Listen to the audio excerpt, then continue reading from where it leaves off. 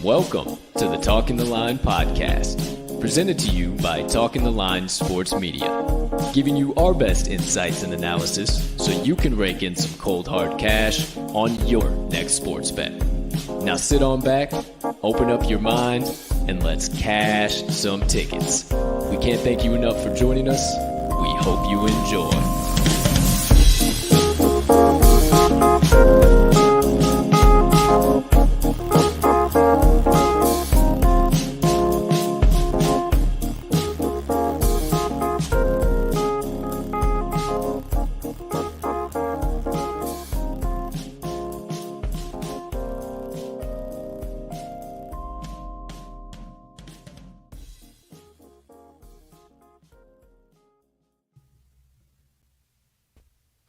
Good morning, good afternoon, good evening, ladies and gentlemen, degenerates and gamblers, far and wide.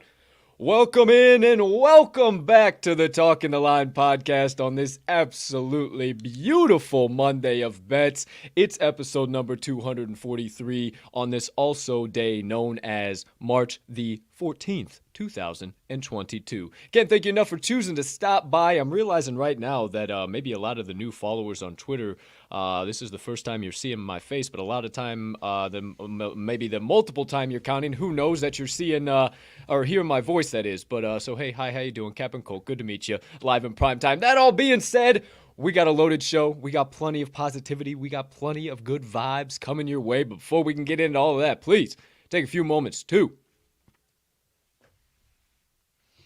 smash that subscribe button on whatever platform you are currently ingesting the TTL pod on.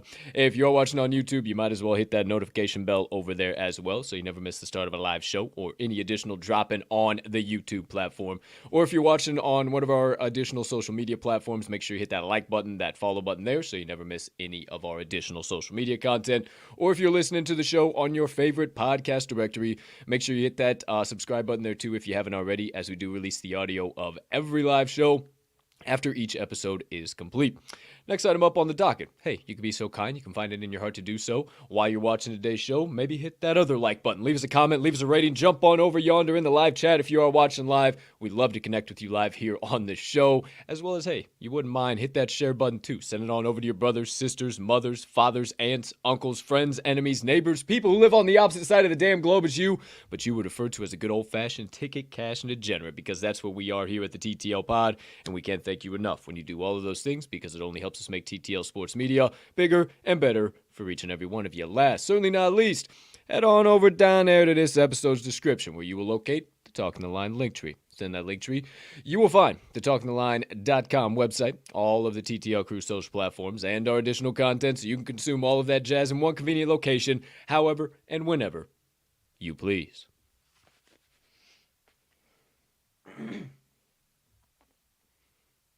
Ladies and gentlemen and beautiful gambling people, joining us for episode number 243. Once again, I am your humbled, hyped, honored, and always handicapping host, Colt and Colt Soroka, and I can't thank you enough for choosing to stop by, hang out with me and my partner, get some picks, get some insights, some analysis, but most importantly, have a little bit of a mental vacation, firmly secure the rabbit hole diving shorts, and plunge into the deep end of them, if you will. Plenty of good vibes, plenty of high-level, positive vibrations coming off of this show here today. But before we can get into all that, my friends, you know the drill. It's time to bring him on in. You know him around these parts as the man, the myth, the degenerate gambling legend, and folks, the once saddened, once burdened, but now happy, joyous, and cheerful on both fronts, TTL Crew's resident Southsider and Cheesehead faithful himself, Mr. Riley. RMags Magnuson. Partner, how you doing over there today, pal?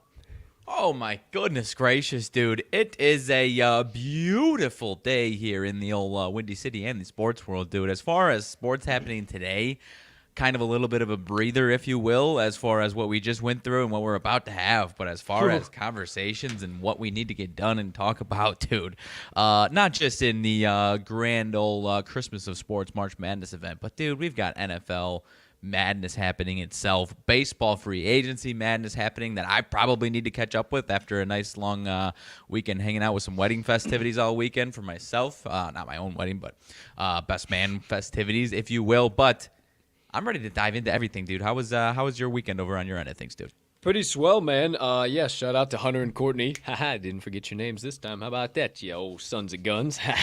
Even got Max about to spit out his coffee over there. Seriously, shout out to you guys. All love. Many years of love to you guys and positivity and prosperity. Everything in between. I know you guys will start a beautiful family as well. So shout out. Hey, never want to assume, dude. No, never want to assume. Never want to assume. Hey, maybe not. Maybe who the fuck am I? But no, hey. They live in a 4-bedroom house for just themselves. Yeah.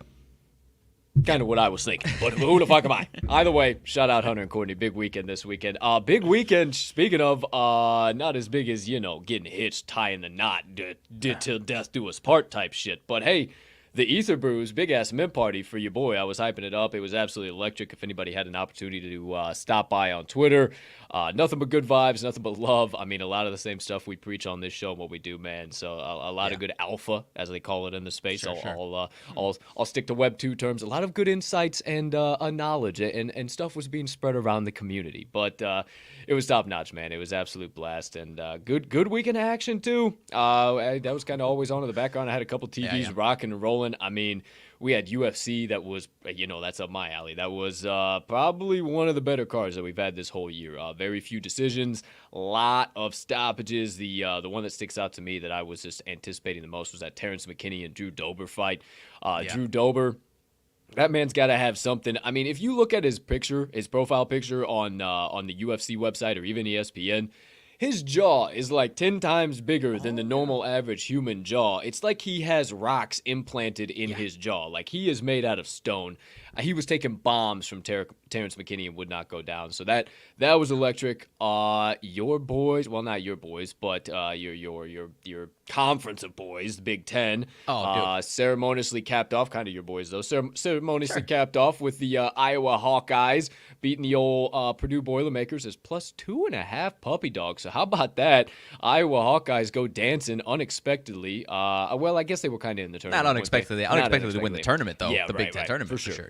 But Purdue's definitely in too, so don't worry about that. But speaking of all that, man, why don't we do a little talking about that here today as well? A little March Madness action.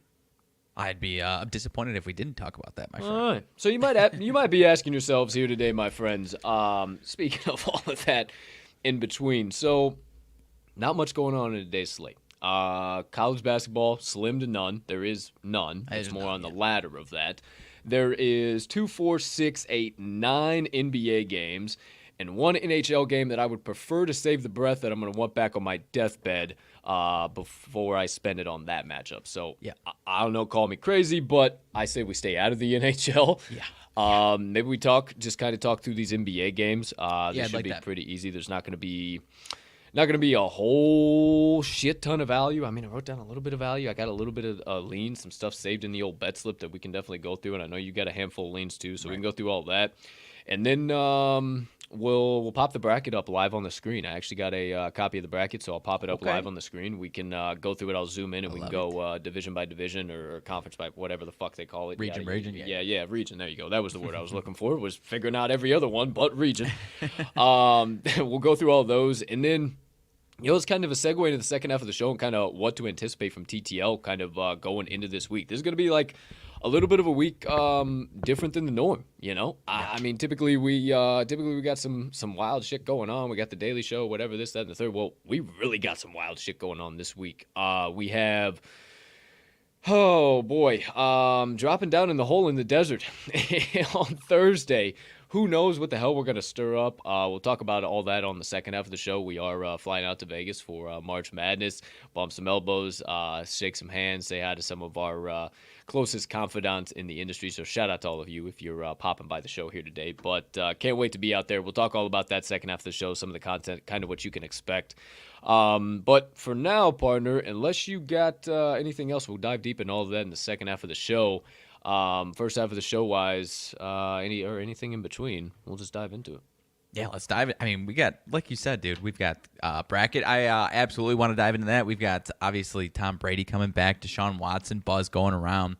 Like I said, I think I missed a handful of, like, MLB transactions and whatnot, so I'm interested to dive into that a little bit as well. So we can start wherever you want, dude. I'm ready for just about anything. For sure, yeah, there's a handful of stuff we can get into. We'll keep kind of like the first and the second half, so we'll talk about bets here first, and then we'll get into the second half as far as any MLB and all that shit. So we'll keep the division for sure, but definitely more open floor. I got nothing hammered in. We're just going back and forth here today, kids. So if you guys want to hop in the live chat too, that's why we got it open. We want to hear from you guys. It'd be awesome if you guys got any questions about props, potential plays. Let us know. We'll be more than happy to break it down live here on the show. But let's just dive into the NBA. What do you say? Okay, let's do it. All right, first things first. You're the man around these parts when it comes to that. So, first game up on tap, we got 6 o'clock p.m. Central Standard Time. We got the Los Angeles Clippers going up the Cleveland Cavaliers. Very interesting if you know these teams in any capacity or know these team names. Yeah. Cavaliers laying 5.5 as the as the home favorite. I'm used to saying de facto home favorite now. Neutral courts last week, Cleveland is the 5.5 point home favorite. Total at 212, up minus the hook, open at 211.5. So it is moving up just a tick, but I'm not sure what that means. As far as early bet splits go, bet and money splits, right off the top of the dome piece here at consensus, my friends. The Clippers look like the sharp side. It could be interpreted as severe monetary liability. However, though, 44% of bets coming in on the Clippers plus 5.5, but 78% actual money wagered at consensus. Money line is just about the same story. Clippers plus 185 on the money line, 49% of bets and 76% actual money wagered. So, if I'm leaning anywhere, that's where I'm leaning. But then again, why is this line going up with the hook? Why is it at 6 in some spots? I think that's what the books want you to do is get all the way in on the Clippers. And I don't know. I kind of view that more as a little bit of monetary liability versus being the right side. That's kind of the same feeling I get. And it's kind of a stay away at the end of the conversation for me because I know this Cavs team is obviously the better team. I think this line is just really accurate if I'm being totally honest with you. And this Clippers team can surprise people and can hang in with these games. And so I lean to the Clippers for sure, and this Cavs, the way the Cavs play as far as the slow the pace down, play really solid defense, keep it lower scoring would lead you to believe that maybe taking the points with the Clippers is probably the way to go. I'm not very confident in that play, though. I'm seeing a lot of people that I respect taking the under, but Yeah. almost even Yeah, yeah. more so than what you were talking about. It's even more so monetary liability, and it went down to 210.5. It went way down, and now over the last hour, since we were looking about an hour or two ago, it's back up a little bit. So I'm honestly a little concerned about that. It almost is, getting to a spot that's too low for me, as far as losing that value on the underman. But I guess my lean would be the Clippers, but I just don't like it enough, man. I don't either. The more you talk about it too, I really just interpret that as more of a monetary liability on the books than that being anything more than anything more than Yeah. that. I just really don't think it's a sharp side in this spot. It would take some yawns, but I would say fade that monetary liability. Lay the 5.5 with the Cavs. Take the money line with the Cavs. And I would fade the money or fade the monetary liability on the total as well. Call me crazy, but Sure. I would side with the over 211. It's working back up for a reason. 211.5 across the market. That's my humble opinions. Anything else you got? I know you always got the inside scoop on lineups, injuries, any of that shit. Anything else you got there, my man? No, all I see is a couple questionables. Larry Market and Karis LeVert for Cleveland. So I guess that's some offense stuff. But So I think I like what you're saying, man. I think it's going to end up being some monetary liability over there. yeah, it's what it is. But honestly, dude, why? Let me tell you why. Before we go any further, why I didn't get involved with anything today is. And you could argue, college basketball has been volatile as well. But NBA has been so damn volatile that there's just no reason for me to get involved in the morning. I mean, there was already one today, and we'll talk about it. What the hell was it? Denver and Philadelphia. You got a 3-point swing in the morning. Like, we'll talk about that here in a minute. It's not the next one up, but the one after that. Sure. I mean, I don't know. And then who knows if that bounces back? We're already seeing.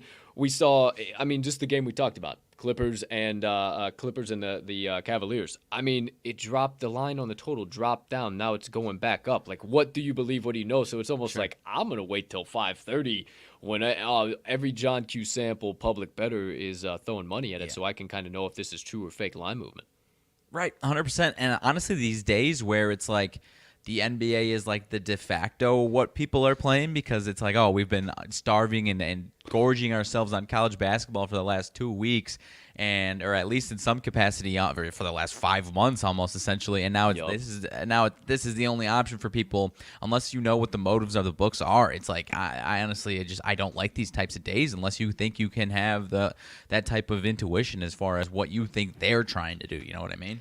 Right. That's what I'm saying. So Jiminy Christmas. Yeah, it's going Having up. said that, I still had some leans. You know what I mean? It's going up to a firm 6 in a couple of spots now. The Golden Nugget, shout out to our friends out in the Golden Nugget out there in Las Vegas. They moved it up to a firm 6 now. Our friends at Circa moved it up to a firm 6 or a firm 5.5. A firm 5.5 across the market. Like, it's not even jacking around at 5 anymore. Right. I would not be surprised to see this go up to a 6.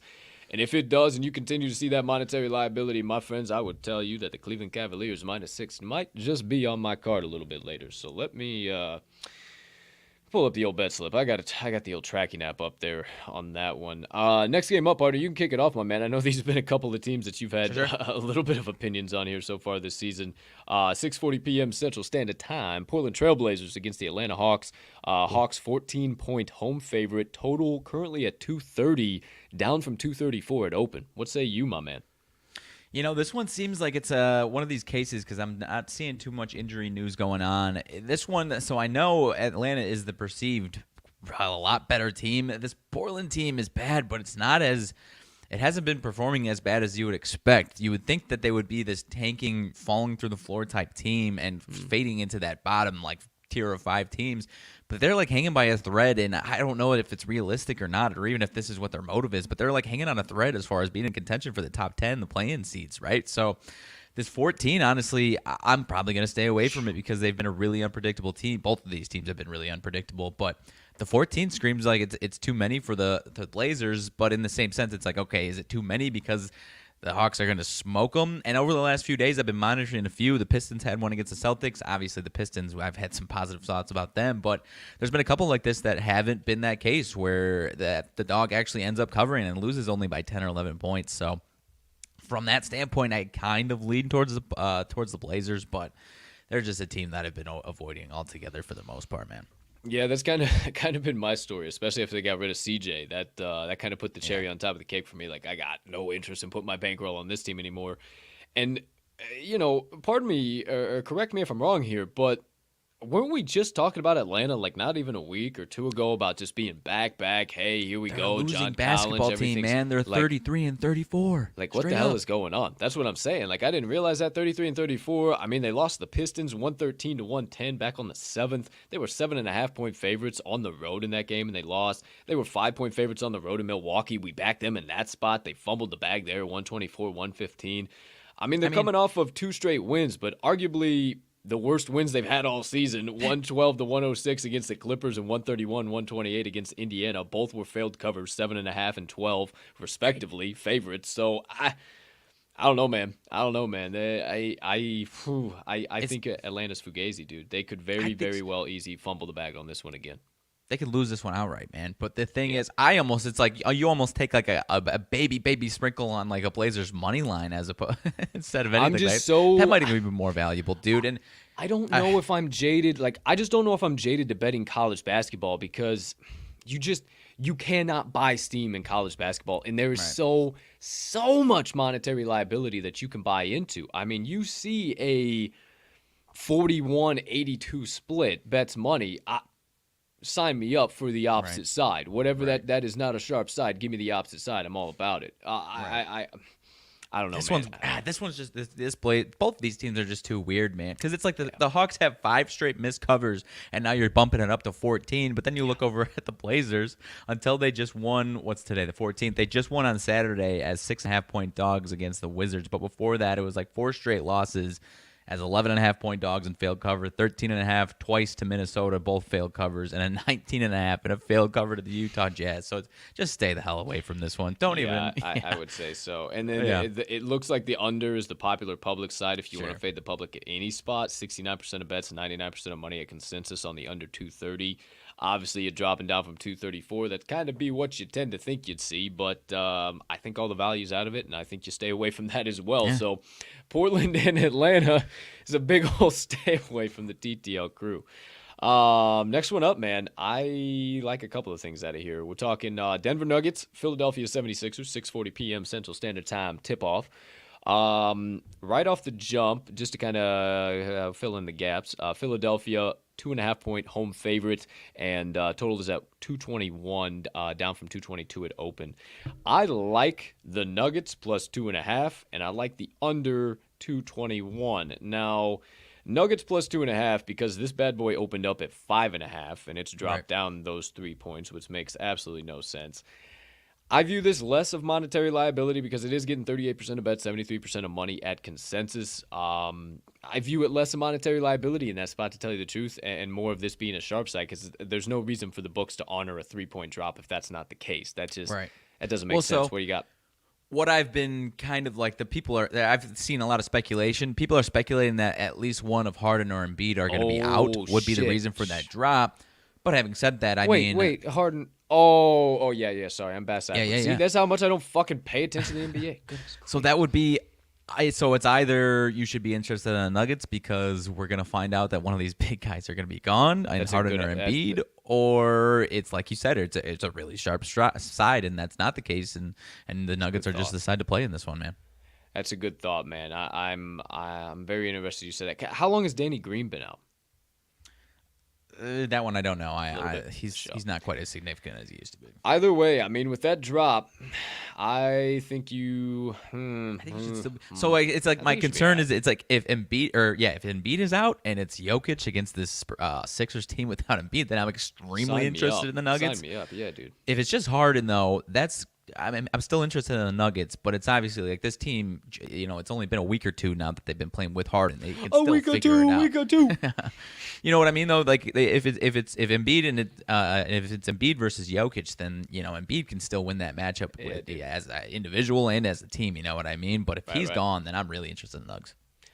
I like what you're saying, dude. Under looks kind of like the sharp side too. The under 220, 220.5. Obviously, is down from 222 at open. So, I mean, I think that might be the most valuable side here, especially if one of those superstars is out. That's obviously going to lack a good 30, 40 points. I mean, pretty much you can throw a dart at the board and you're going to be able to get 30, 40 out of Embiid and Harden at any point in time, or at least a good enough amount of assist from Harden to where somebody else is going to be able to get 30 or 40. So, That under with it dropping down 36% of bets, 67% of money at consensus. I don't know, man. I'm still interested. I kind of get down with that. I kind of get down with that for sure. I think this is kind of like a 110, 103 kind of game, 110, 105. I don't know, somewhere in that ballpark. It might be a little sweaty, but maybe somewhere in there. 107, 105, somewhere in there. I think I'm with you. It's kind of how it feels. I don't know. Call me crazy, but it's kind of how it feels. So those would be the two that I like from there. Anything from you there officially, partner? Any leans or anything officially?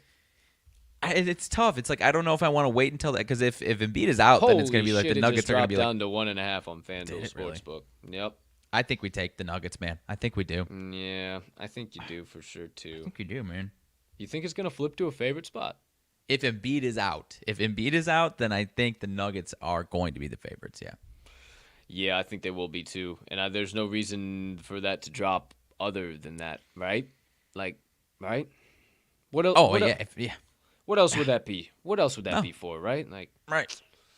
I don't know. I kind of like that plus 1.5. Nuggets have been playing better. I mean, the Nuggets got 2 losses in their most recent 2 against the Warriors, who have been starting to play well again, and then now the Raptors with have also been playing a little bit better the last week. So they were playing really well, the Nuggets, before that. So I'm interested in the Nuggets still here, man, and then under, honestly. Show enough, buddy guy. All right. Because that one's also started to kick in. That one's actually on ESPN. So this is like going to be the biggest bet game on the entire slate as well today, too. For sure, man. So well, then also at the same time, if it's the biggest bet game, are we looking at that more like monetary liability or? I don't think so either. Sorry, itchy eyes. Pardon me. No, you're straight. I'm just trying to think now because I know like the public has been I got all everything I over need the over Sixers, here, bro. man. I got chapstick. I got a portable fucking lotion. Yeah. I got a baseball in case you want to go 9 innings. I don't have Visine. Sometimes my son of a bitch and eyes just get so dry, and I just jeepers creepers. Hey, it's a live show, ladies and gentlemen. We ain't never gonna fucking be buttoned up over here, but I think I'm hammering the Nuggets, dude. I think I am. I'm going to keep them in a slip here. We'll see what the fuck happens. But, man, anytime before noon, me hammering into play, it just gives me we the talked about it, I think it was last week. It's like we're getting in that territory to where the early morning NBA betting is fucking dangerous with these injuries, man. Yeah, it really is. Okay, moving right along. 7:10 p.m. Central Tip. Charlotte Hornets, Oklahoma City Thunder. Charlotte Hornets opened up as the 7.5-point road favorite. They have now been steamed up to the 10-point road favorite across the market. The splits on the bad boy are as follows. Charlotte minus 10, 67% of bets, 63% of money. So I would actually tend to lean less of that as a public side. Oh my gosh, and more of a public and sharps lining up type of side. Obviously, the books are honoring that money and those bets coming in, so it's got to be some type of sharp better in there somewhere that they're having to say like, oh shit, if they're dropping that bag, there's no other reason. What I'm trying to tell you for a book to tick up a line 2.5 points when this game tips off in what 9 hours for crying out loud. Like, come on, there's just no reason for it. So another little tidbit: no bet split on it, but the money split. 95% of money coming in on Oklahoma City plus 370 on the money line. Yet this bad boy is keep going up. And obviously money line odds are in correlation to spread odds. So yeah, that makes no damn sense whatsoever, my friends. Dude, this was one of my leans, the Hornets. I was honestly just trying to figure out, has the value lost itself so far? And I would still take, obviously, if you caught it earlier, then that's crazy valuable. Sure. But I still think it's solid, man. This Thunder team, no Lou Dort, we've talked about it, man. As silly as people who aren't diehard NBA fans, that might sound to those people, he's like really important to at least the covering success of this team. He's really solid defensively, man, and despite SGA being back, I love Shai Gilgeous-Alexander. I mean, he's alone. He's alone though as far as this offensive production for the most part, man. So they've been struggling. This Hornets team, the last 3, 121 to 98 win, 113 to 97 win, and then 113 to 102 win. The last 3 meetings here, man. One of those might be preseason. So either way, two or three of the last 3, but either way, they've been taking care of business. I'm interested in the Hornets. Yeah, man, I like that too. I like how you started that though. I don't know if all the value is out of it or not. I'm trying to figure out if that's the same case as well. So you know me and laying chalk, dude. If I'm going Right. anywhere, I'm going with the Hornets in this spot. But I hate laying Right. chalk, and you're asking me to lay double-digit chalk now? Get the hell out of here. Next one up on tap. Ooh, didn't talk about the total on that one. My apologies, folks. Total, actually, the under looks to be maybe the right side here. I obviously told you it, I don't know, man. I don't know, man. It's not really fucking going anywhere, man. Let's see here. It was at 231 and a half. Looks like it went up to 2. I'm gonna look at like the whole line graph. Let me look at the graph here. Okay, so yeah, it was at 230, 231 and a half. Held pretty firm for the last 12 hours. Cut down to 230 and a half. Bounced around between 231 and a half to 230 and a half for a while, and then shot up. I mean, shot up. You can kind of see it on the chart. That little spot on the chart right there. Yeah.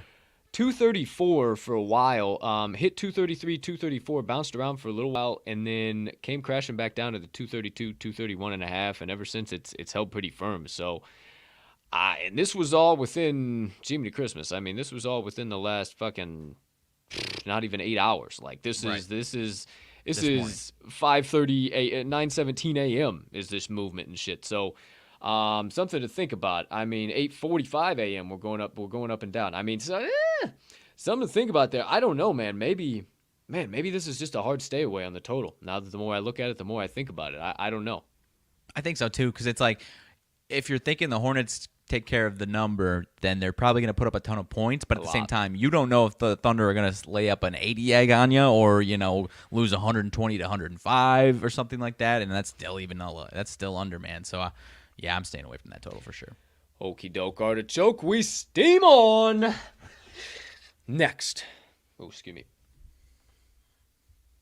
Goodness gracious, all Friday. Fuck. Too much coffee. All right, here we go. Next one up. The Minnesota Timberwolves. Minnesota, hey, shout out my boy Chad. Don't you know there? Oh, up there in Minnesota. The Minnesota Timberwolves going up against the San Antonio Spurs.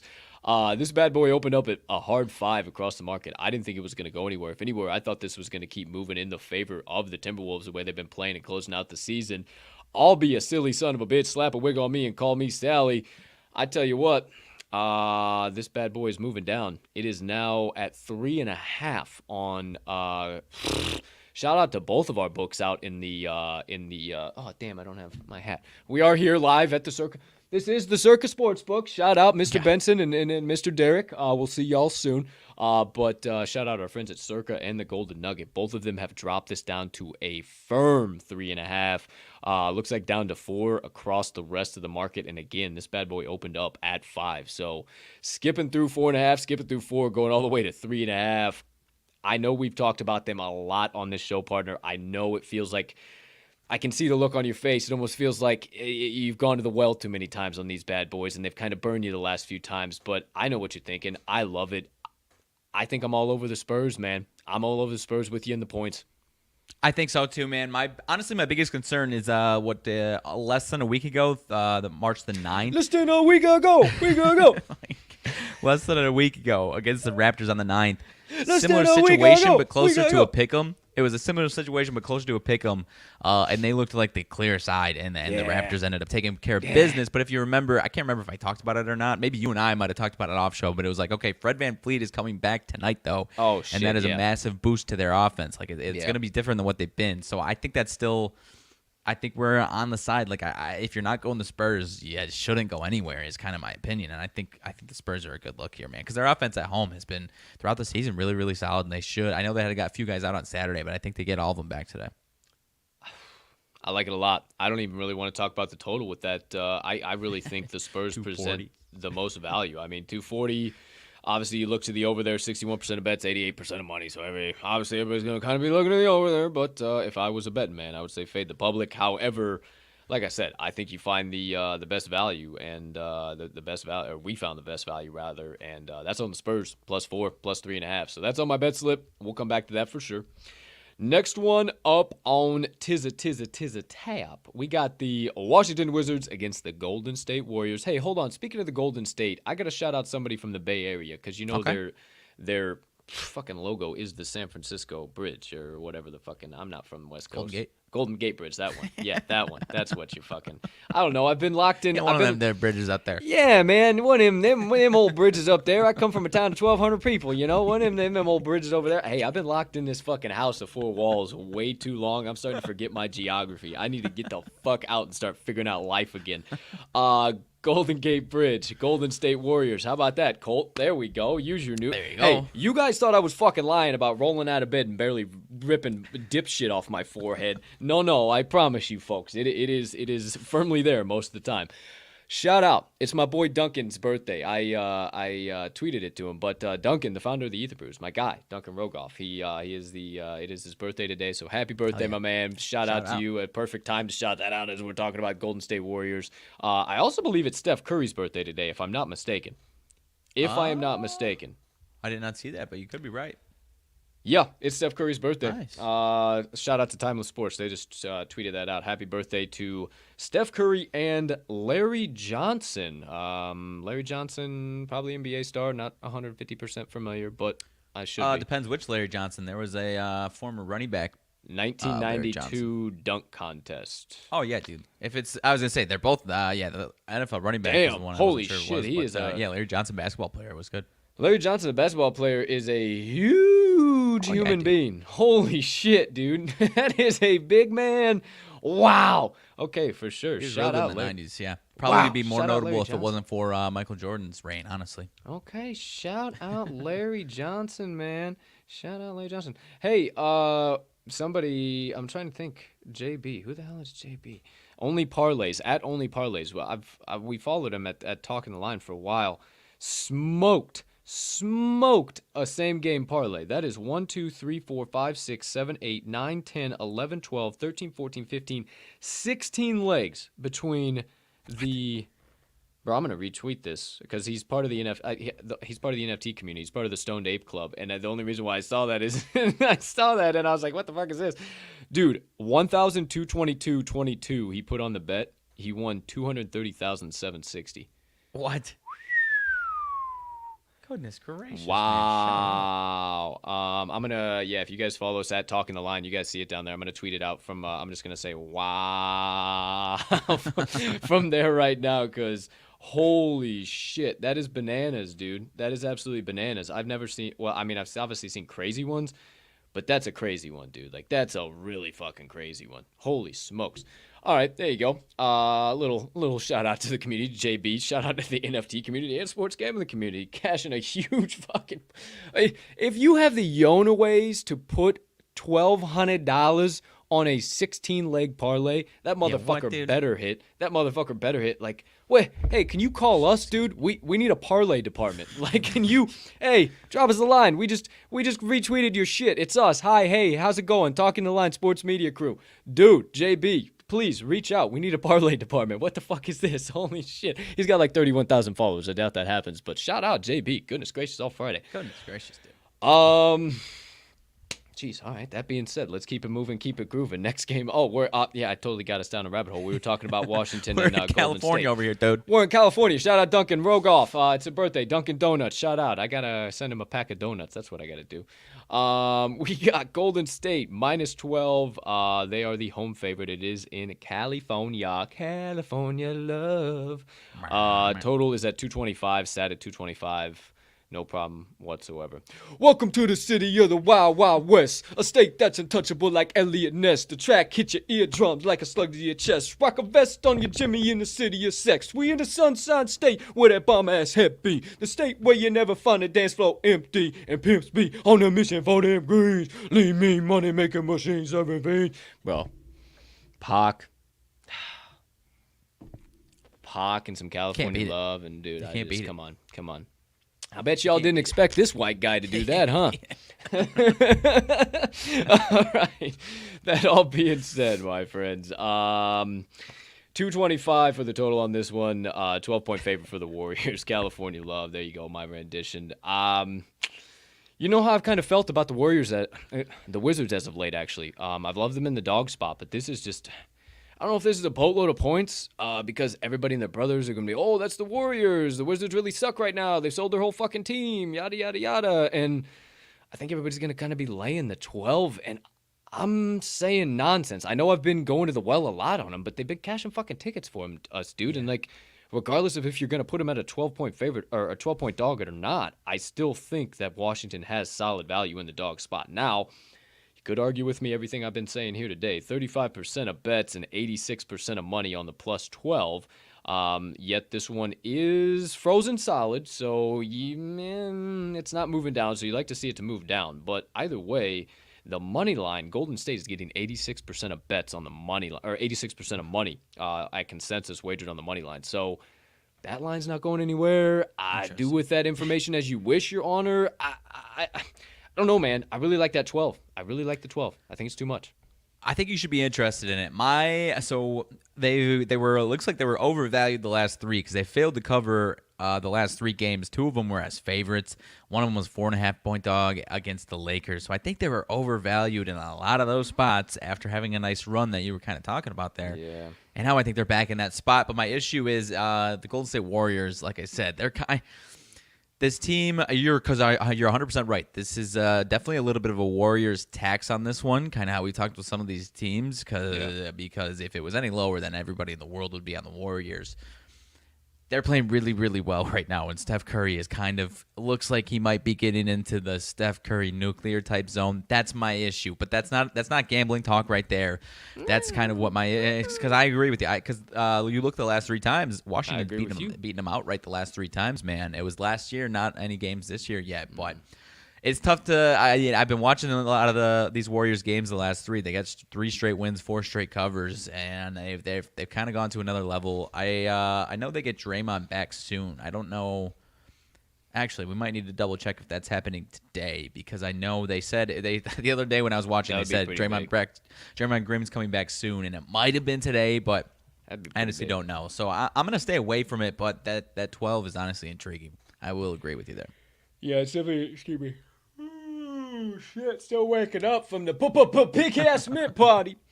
Sean Murphy, our guy over there at Covers, he's on Golden State, minus the 12.5. He's cashed plenty of tickets for us on Cup of Joe on campus. We haven't typically looked at his stuff on regular days, but man, I like that. I kind of like, man, I'm not, and you know me, not a fan of laying chalk, but I guess if I'm going anywhere, I kind of like what you said. Steph is reaching that nuclear territory, man, so... Well, they're going to be a lot better. I mean, a lot of people have been kind of writing them off over the last couple of months with Draymond Green out. That's what I don't understand about this NBA season, man. People keep writing off these teams, and it's like they've had extremely significant people out during this time that you're seeing them lose. Like, stop judging them like that, man. Because Draymond, having said that, I don't like betting on teams or against them when they get a guy like that back for the first time. I typically try to stay away from that. So that's kind of the stance I think I'm going to take here. But Draymond Green's going to make them so much better. So honestly, in that vein, maybe the under is a good look because their defense is going to be a lot better.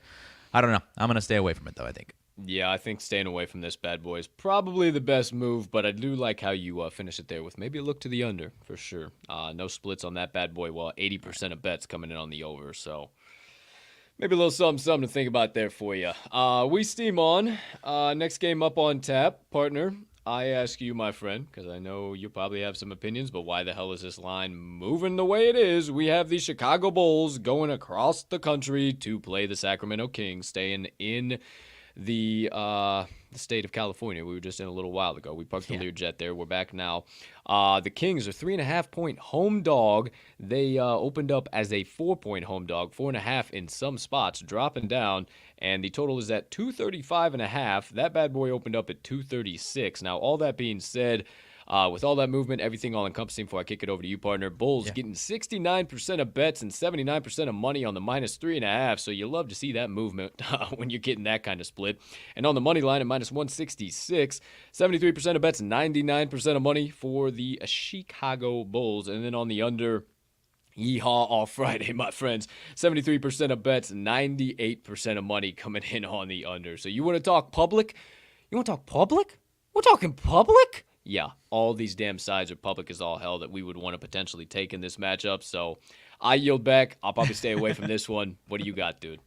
It's very scary as a Bulls fan and knowing these types of stuff like you just mentioned. It's very scary, but I don't know. Like, I don't even know if I want to make the case for the Bulls. I guess just stay the hell away because they have defied this in certain times this season, man. And the one thing that's a giant positive is that they do have Alex Caruso back in the lineup, and he played really well, and they got the win. Huge win on, I think, Saturday night, 101-91.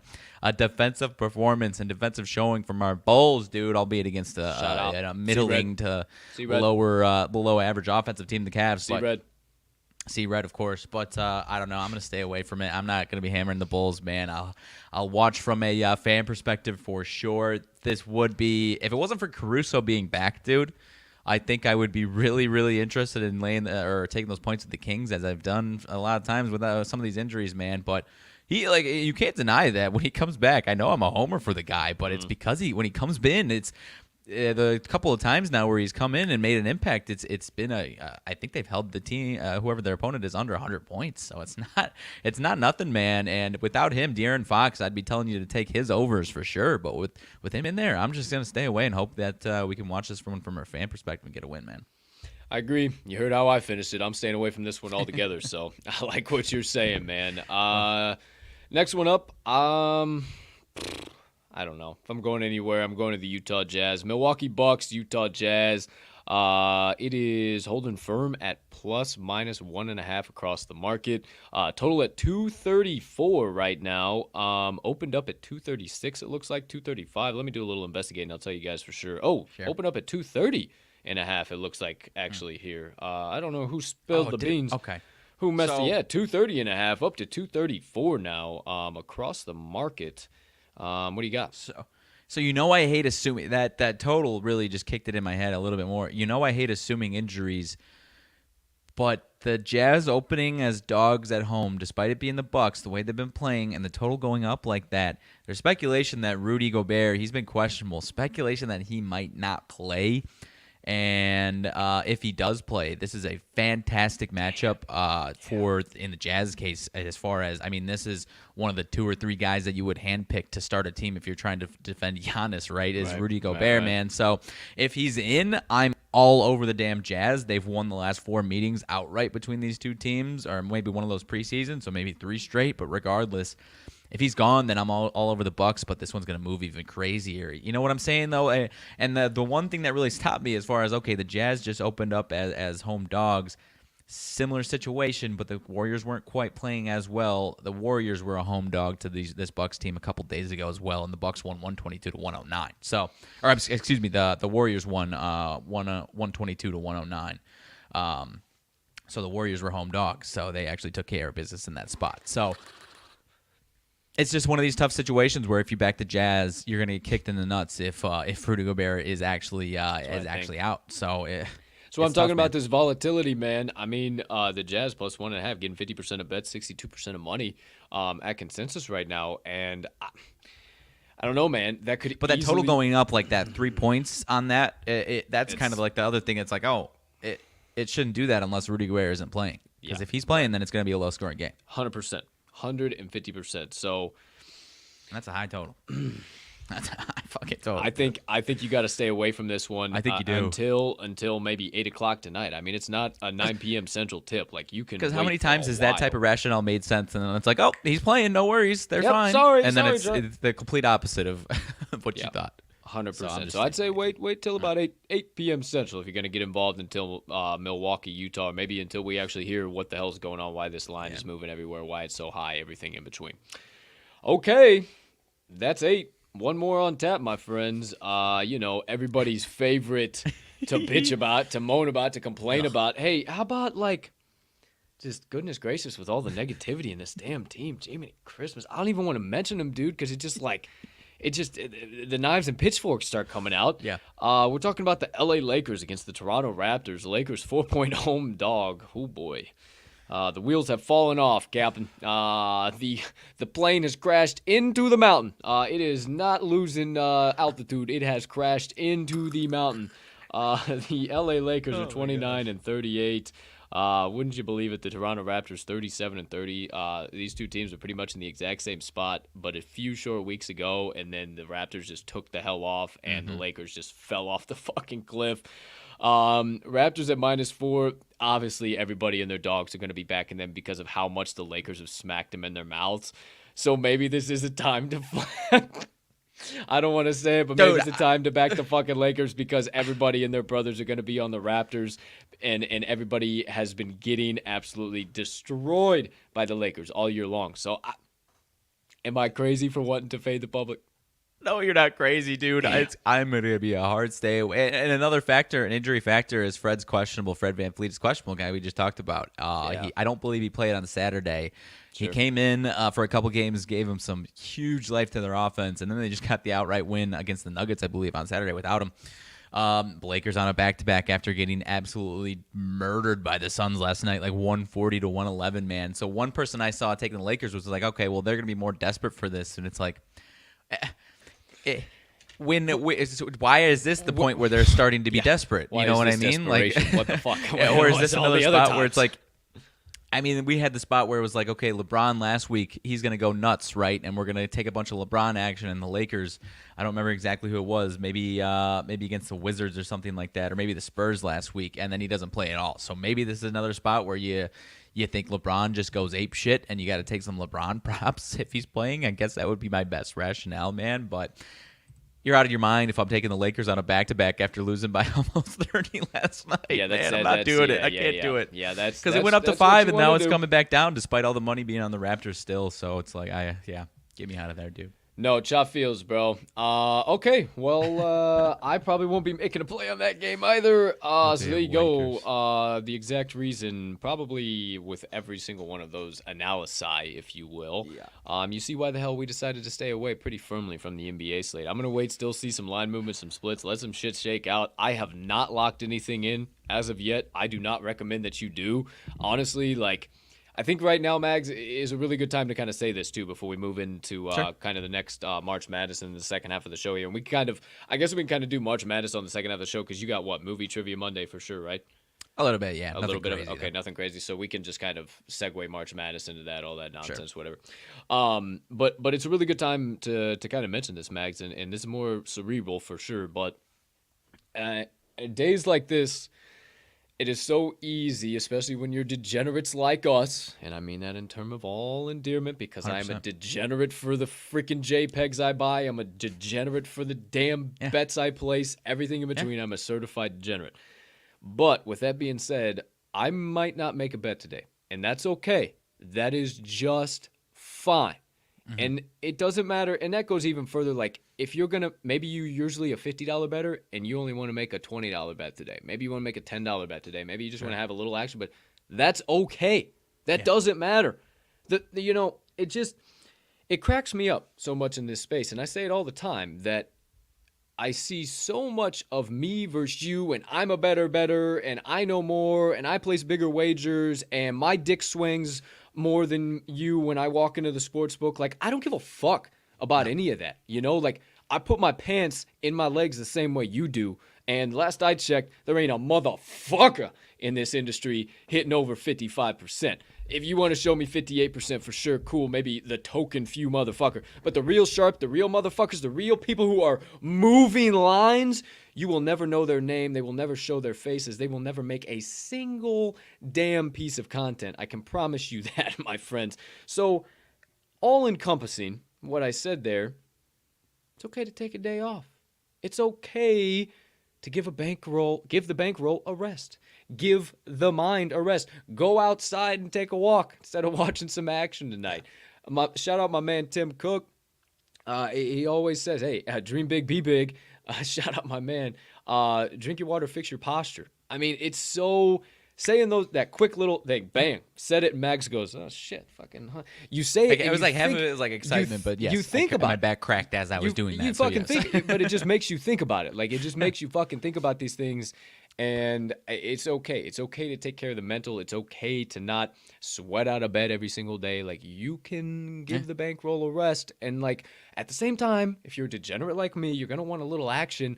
If you want to put a parlay together, throw a couple bucks on it. Don't Right. fucking do your usual unit. Don't throw a $50, fucking $100, $1,000, whatever the fuck. Like, yeah, oh no, I lost all my units. Oh no.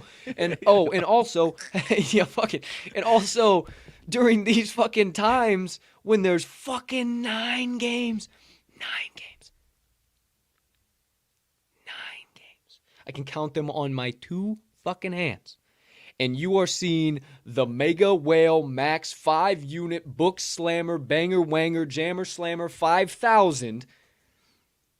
Maybe don't send that motherfucker $250, $500, $1,000 because they said they're about to cash that fucking ticket for you, or the rest of the month is going to be free. Great, the rest of the month is going to be free, and you just lost your entire fucking bankroll. So, PSA. We've been in the industry long enough, man. We've been doing this long enough, and everybody wants to sit up here and my bets and money splits, and I know everything that I'm doing, and I am so fucking smart. That is what I know. Fuck that, dude. We're all trying. I am a humming bean, and that is what I am so grateful for. The Web3 space, NFT, all that shit. Without going too deep into it, it's just everybody is a humming bean in that space, man, and we're all humming beans, dog. We are on a fucking floating rock that just happens to spin just slow enough, pretty fucking fast, but just slow enough to where we don't go all flying off of it, but it creates this shit that Isaac Newton fucking generated called gravity. What type of bullshit sense does that make? I know this is a whole rabbit hole. I know this should have been Colt's Motivation Minutes, but I'm just trying to tell you guys, there's so much more. There's so much more to this than just smashing in plays. And enough of the fucking me versus you and this and blah, blah, blah, blah. Enough of it, dog. Fuck it, man. Well, that's also one thing that we've gotten a lot better at compared to a year ago, as far as like when we talk in circles like that and don't land on a hard stance on something. It's like, hey, you didn't have the right angle on it. Just stay out of it. Stay away, man. And it's like, and it's a situation like this, and it's like, on a day like this, I don't know if I would have been. It's like 9 games. Like I by 6 o'clock, and I'm gonna maybe like be interested in watching some of these. It's like, all right, well, what the hell we got to do? And it's like, at the end of the day, you just have to remember that you didn't have a good opinion on it at the end of the damn day, dude. Building upon what you just said, we have our measly what? You 1,300, me 1,400, whatever in that, but somewhere in the same bar. Followers on Twitter, whatever. Yeah. All organic, and you know, I love you guys. I appreciate the fuck out of each and every one of you because I know it's organic. I know that we have some type of connection that you've heard me speak. We have a personal connection and you followed my shit. So I appreciate you following me and allowing me to clutter up your damn timeline first and foremost. But shit. Now see how I get to fucking talking, Mags. What'd you just say? Damn it. You were talking about followers. I don't know, dude. I know. Oh, here we go. Thank you, buddy. You're the man. So I watch people with 25, 30, 40, 50,000 followers, and they give out a play for 0.17 units, whatever the fuck that is. I don't know how to fucking deduct that shit. Hold on, fucking jackass. Fucking that shit. Did you see that on Twitter over the weekend, bro? No. Oh, shit. Hold on. Stick a pin in that. My God, gosh darn it. Hold on. I'll get back to it in a second. Either way, I watched him give this 0.17 play out, and at the same time, their pick note is don't have much confidence in this, but... Yeah. And that's their analysis. That's their analysis. And maybe I'm a dumb... Nope, wiped it off this morning, Mags. I don't know, dude. Like, you would rather have somebody feed you a line of bullshit, feed you bullshit negativity, I don't know, than realness and positivity. I don't know. Call me fucking stupid. Maybe I'm the jackass. I don't know. But, speaking of jackass, fucking Connor responded to fucking Jake. So Jake Paul called out Connor over the weekend and said he would beat him in boxing and all this shit. Well, I think boxing and MMA. I don't know.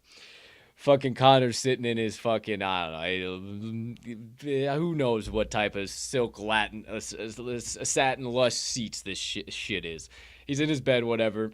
He starts the video and he pops up and he kind of like, he says, and he's like fucking, like he's shadow boxing, and then he it's so funny. You gotta go. It's on my Twitter. He's jackass. And then fucking just cuts the Maybe I fucking did see that then. I don't know. And he does his classic Connor laugh like that. And then just fucking gets out, dude. Like, I lost my shit, dude. I lost my shit. Okay. Oh, it was fucking hilarious, man. You found it. Jackass. Jackass? That is fucking good. Jackass. Oh, shit. Oh, man. All right, well, we went down a couple of unanticipated rabbit holes. You know how it goes over here at the TTL pod. I got a couple of pictures pulled up here, graphics pulled up on the other screen here, so let me shut this down. We're not talking about NHL today. It's the fucking Arizona Coyotes and the Ottawa Senators, kids. We're not talking about NHL today. That's so wild to me. Yeah, we don't need to waste more breath in this. It's so wild that the one standalone game is a terrible matchup, and they couldn't have flexed something to have Jeepers Creepers, you're telling me. two good teams play. You're telling me, kid. Okay. Let's see. We're gonna find out which way is gonna be the easiest way to do this. I'm gonna zoom in on the screen, so we'll see what the fuck the deal is. But without further ado, my friends, let's talk a little March Madness. Maybe 15 minutes or so, somewhere in that ballpark. We'll just take a look quickly through the Never Eat Sour Wheat. Actually, it's not really the Never Eat Sour Wheat. It's actually Southwest, East, and Midwest. Shout out the Midwest gang. Always about that. So, without further ado, presented by our good friends over at CBS Sports. Not media, it's just CBS Sports. CBS Sports. Shout out. Shout out to the 2022 men's NCAA bracket. Oh yeah, baby. Oh, yeah, baby. Look at that. Woo! We've been waiting to talk about this for a while. Let me see. I'm gonna zoom in like this. I'm gonna do a little bit of this action. See how this region works. action. Oh, look at this. Here we go. Here we go. Now, here we go. We'll do. Okay. So you can see the whole West. So pretty much the whole West. We'll put it just right above us, right over here. So and then we'll scroll down because then the rest of it ends at CS Fullerton, Cal State Fullerton, right there. So maybe I'll go out just a little bit so everybody can kind of see it there. Okay. Oh yeah, now everybody can see it. Gonzaga's everyone right knows there. Gonzaga's right up there. Yeah. Oh, everybody can see Gonzaga. It's because I got shit on my screen. I got shit on my screen. That's our stuff. Right. You guys can see that. Yeah, don't worry about us. We're just a couple of goofballs. Okay. All that being said, damn, this looks good. Whew. All right. West, obviously Gonzaga, Georgia State. I'm not giving out fucking picks because you guys ain't fucking winning the tournament challenge bracket. Fuck all that. Obviously, I think we know what the hell's going to happen in this game. Good luck, Georgia State. Shout out the Panthers, man. Yeah. We will appreciate your valiant effort to whatever you can do to the old Zags. I know a lot of people don't have the highest opinion of it, but if you're looking for some free money, DraftKings has got a max $50 promo. Gonzaga boosted up plus 100 on the money line for that game. Well, hot damn. Imagine if they lose $50. that shit. I know. I'll be so upset, dude. Wow. Okay. There you go. There you have it. Next one up, the 8 and 9. Ooh, this should be good. Boise State Broncos, Memphis Tigers. Potentially, you said it earlier on in the show, dude. If Memphis is all the way back, they have Gonzaga in the second round. Like, that's fucking insane, dude. That's absolutely insane. My goodness, we are going to be dropping into the heart of the desert. 17th, 18th. I mean, this shit is just going to be popping off as soon as we're dropping it. I mean, it is going to be primo. Like, I can't wait. Primo. Let's see here. What else we got next? Okay, UConn Huskies against New Mexico State Lobos. Dude, that's gonna be a good one, dude. That's gonna be a game, man. New Mexico State's solid. I would definitely lean the Huskies in that spot, but who the hell knows? 6.5. Laying 6.5. The Huskies. Not a crazy spread. Wow. In what should be the Vermont Catamounts fucking Super Bowl after the season that they had here, my friends, playing Woo Pig Suey. 13-4, that should be an excellent matchup. I will tell you that. That should be absolutely terrific. Wow. Only a 5-point spread, man. Oh, if that Vermont defense shows up, I think they could knock off the Must Bus. I don't know. Call me crazy. That would be wild, dude. Call me crazy. I wish this was a different matchup, dude, because I want Vermont to do something like that, but I would be so fucking sad to see Arkansas go first round like that. It'd be rough. The UConn Arkansas matchup, and then the winner potentially gets Gonzaga, dude. We shall see. Nuts. Okay, the second half of the West Side, Alabama against the first four in, first four out team. That is going to be Rutgers versus Notre Dame. That game is Wednesday, That one is a fucking ±1 spread the last time I looked, or might be around 2 now. I have no idea. Either way, holy shit, is that game going to be bananas? And then is the game between them and Alabama going to be bananas? Because I am man enough to admit that, look, I will roll damn tide, baby, with the best of them. But they ain't the same Crimson boys they have been the last few seasons, even though they got a lot of the same guys. Now, that is not me saying that they can't show up here in the round of 64 and absolutely shoot the fucking lights out against Rutgers or Notre Dame, who have been struggle bus city out of the ACC and Big Ten all year long. But, damn, dude, talk about a couple of matchups there, huh? I think so. I mean, Alabama is honestly just like from a betting perspective, I don't know how much action I'm going to have on them in this tournament, whether they make it past that game or not, dude. They're just so damn unpredictable because it's like if either of those teams has their best day, unless Alabama also has their best day, then Alabama's losing in that round, man. Because they've had so many times where they just are not even less than their best. It's nowhere near that, and I think I'm just going to stay away from them. They're so damn inconsistent, dude. Sure enough, man. Next one up, Texas Tech, Montana State, 3-14. This is going to be a lot less interesting of a matchup than that previously mentioned Arkansas and Vermont. Montana State's solid, but against a Big 12 Texas Tech, you know me, I'm the Big Sky guy. Yeah. Nah, ain't going to happen this time around, boys. Yeah. Michigan State Davidson should be very, very, very, very, very, very, very interesting. Dude. Richmond just needed that win yesterday to get the A10 and then be able to make it into the tournament. Shout out to Richmond. I mean, goodness gracious. Not only do they cash me that ticket, but an A10 sweat a day will keep the doctor away, my friends. Do not doubt that for a second. So, Michigan State, the Izzo Army, I mean, they've showed up a couple times. They've scuffled a couple times here. We closed out the season. I don't know, man. What do you think there? Dude, it's the Izzo is the greatest March basketball coach of all time versus the I think the specific Michigan State team is a fraud is kind of what it is, man. And I think Davidson is really damn good. It's a 2-point spread. Michigan State's only favored by 2 points, man. Unless we see something crazy. One thing I never talked to that guy about, what's that? College basketball. I talked about so many other things, but I just figured every time, like, hey, he's talked about so much other shit. Like, he ain't trying to talk about fucking college basketball. I don't know. 100%, but I might fade him. I might fade him first round, dude. I might. Okay. Well, there you go. There you have it. Next one up on tap. Final one in the West. Duke versus Cal State Fullerton. The old Mastodons, I think. I don't know what the hell they are. I think it's the Mastodons. I've been working on my radio voice to put a big-ass body. Fucking Duke and Cal State Fullerton. Duke should run away with that one, man. I don't have any firm opinions on that one now that I think about it, so probably why it was a perfect time for me to be a jackass there. Moving right along. Here we go. Let's keep this moving, keep this shaking and baking. All right, here we go. Let me zoom out just a little bit so you guys can see. So I guess time out real quick. If Duke gets through, assuming Duke gets through Cal State Fullerton, any thoughts that either of those two teams, Michigan State or Davidson, could take them down? Potentially, yeah, for sure. Because Duke is not playing their best basketball by any means. I like Duke, but they're not playing well right now. No, yeah, most definitely. All right, on to the East. There's gonna be some good matchups out of this motherfucker, dude.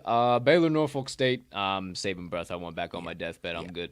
North Carolina, Marquette. Fuck that being an 8 and 9 matchup, dude. To tell you the truth, get my cursor out of there. North Carolina has not been that at all. If you have not bet on ACC in any capacity, goodness gracious, all Friday.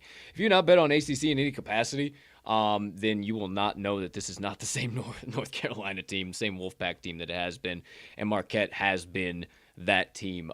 Shaka is seeing this board in front of him, seeing that he's got the potential to play Baylor. If I'm not mistaken, upset them last year in the Big Dance. Well, not upset them, but beat them at some point in time to knock them off. Maybe not, to continue moving on. Maybe not. Beat Baylor? Texas. Baylor beat Texas last year. Did they, or is that incorrect?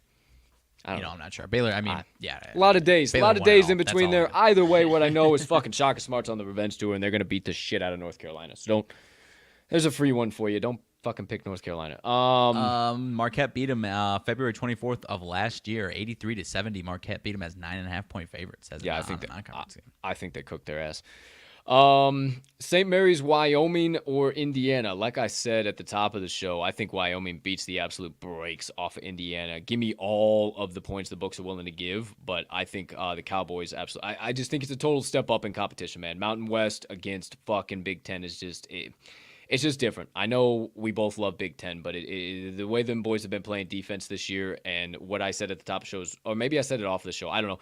Indiana is just not a team that I see from them like, boom, there's my second gear. Holy fucking shit, they just ripped off a 12-0 run. Like, I just do not see Indiana as that team, and if they don't come out and lay on the defense early and they get down to, they get down to a deficit early, right. They're not a comeback team whatsoever, and I would much rather see YO smack a team in the mouth and the whole game and then lose it by a dumbass bucket than Indiana come in and get torched by 23. It's my opinion, and that's what I think. So I think YO wins that game. Why did I fucking damn it? Extra points I'm giving away, damn it. I think YO wins that game with Indiana, and then St. Mary's Wild is going to be really interesting too, because obviously both West Coast teams, something to think about there. The Gales not the Gales of old, but definitely. I don't know, dude. That's definitely a good one. Gales team. Definitely a good Gales. That's good. I heard someone saying that St. Mary's was going to go on a run, and I don't know. Well, what the fuck? You think UCLA? So Akron comes into the big dance steaming hot. The next one, 4-13. This one should be interesting because UCLA. I don't want to say they've been scuffling. I mean, Mick Cronin, more consistent than a few good men on a rainy Sunday. Obviously, shout out CC John Rothstein. But I don't know, man. They were beating the absolute popsicles off of Arizona this weekend, and all of a sudden, I'm telling you, man, Wildcats. The damn Wildcats, what I just said about Indiana, what they lack is what the Wildcats fucking have in every facet, dude. They can be down by double digits, and all of a sudden, second gear, holy shit, they just erased a double-digit deficit, and they're up by 6. What just happened? I mean, they have it, and they're a damn good team. I think the entire Pac-12, aside from Arizona, because I think Arizona is the one clear team that has been smoking teams every which way, determining what the Pac-12 is going to do. It was a surprise last year that all these teams had a ton of success. Now you've only got 3 teams in it, and how good beyond Arizona are actually UCLA and USC, because they've been smoking all these teams that are just flat out bad teams. Yeah, man. And I'm with you on Arizona. I think they are that good. UCLA, I'm not quite as high on. As far as that game specifically, it's a 13.5 point spread. Akron's getting 86% of bets and 98% of the money. So they are so far a pretty monetary liability side on that one. So maybe that's just early buy-in from the people who are, the general public ain't buying into that yet. I don't know, but we'll see on that one. Show, man. Let's see.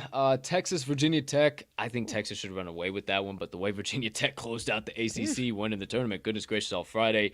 Purdue at Yale. I think Yale should have. Oh, man, Yale Yale had to win the Ivy League in order to get into the tournament, but man, did they get a tough draw on the Boilermakers. Yeah. Jeepers creepers, especially a pissed off Boilermakers team that just lost the Big Ten. Oh my gosh, dude, Lord have mercy. Yeah. Murray State, the Racers playing San Fran, the Dons. That should be a hell of a game, actually. Nice little 7-10 matchup out of the East. And then Kentucky. You know what I'm finding very bizarre is why are all these West Coast teams in the Eastern Conference or in the Eastern region? I don't remember exactly how it falls down. What type of shit fucking sense does that make? Get them on true neutral sites. I don't know. They shake it out interesting. I'm not a smart man, but I know what love is. What is this? Like, come on. I don't know. Call me crazy. Maybe I'm crazy. Maybe I'm wild. Maybe they should put the freaking West teams in the West. St. Peter's might give the old Kentucky Wildcats, old down here 2-15, might give them a little run for their money. Peacocks? The old St. Pete Peacocks. Okay, I'm gonna flip us back here real quick, and we're gonna go up real quick. We'll cook through the rest of these a little bit quicker than we have been here for the essence of time for all of y'all. But over here we have the South Conference. Let me make sure I got all of that. Yep, Delaware, Arizona, just a quick little way out. There we are. All right. Wright State and Bryant. That should be real interesting. Sure. A couple of my mid-major darlings for sure. So that should be interesting. But then Arizona should absolutely bake the piss off of them. Yeah. Then you got right next to it, 8 and 9, Seton Hall, TCU. TCU secured their spot. Who'd they knock off? That was a couple weeks before even conference tournament happened. Was that Kansas? Oh, as far as like essentially, yeah, it wasn't like a firm Like, yeah, they're go- Kansas, and then it was like okay, That's right. TCU's in for sure. Yeah. For sure, yeah. And then Seton Hall. Seton Hall's been playing great the entire season. I think Houston absolutely destroys UAB, the 5 and Yeah. 12 game there. U of I at Chattanooga. Sorry, Chattanooga, but No, for sure. I mean, we love Illinois, obviously, but I a lot of people on the selection show yesterday were talking up the Mocs, dude. And I mean, the way I saw they videos got it. though, Illinois' like team was watching. They heard that shit and they were fucking pissed off. So they ain't gonna be surprised by this team. I don't think.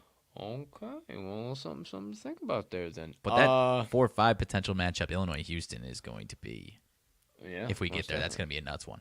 Most definitely, dude. Okay, Illinois, I don't know. Houston. Am I crazy to think? Obviously, I guess you are very high in Arizona. Am I crazy to think that either Seton Hall or TCU has a puncher's chance of knocking down Arizona? TCU's got their teeth cut, taking down a couple teams in the Big 12 that have some status, man. I don't think it's out of the question to think that TCU could give them a run for their money, man. Yeah, I definitely think they can. I don't know. I'm really interested in even back to Chattanooga and Illinois. I'm really interested to see what the hell happens in this game.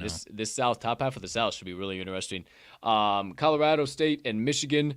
That one should be very, very, very interesting. Obviously, Colorado State. I've been telling you guys about them all year long, but kind of overvalued in a lot of spots. And I don't know what the line is here on this one. You see any lines on that one, partner? Let me see real quick. This one, I believe, is kicking everything off on Thursday. Michigan's -2.5.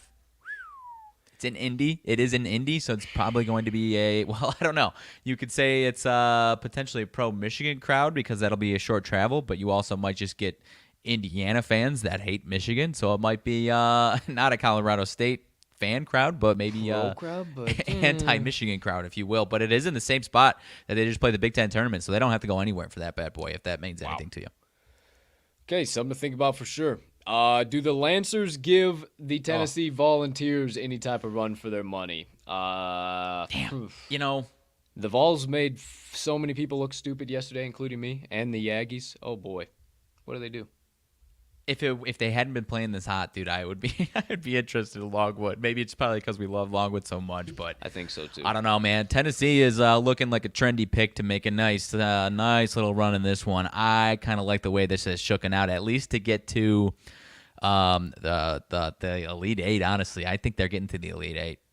100%. I would have to agree with you. They look like a really solid team. Ohio State against the Ramblers, Loyola Chicago. This should be a damn good matchup. Ohio State didn't fall off the map, but definitely some regression here into 2022.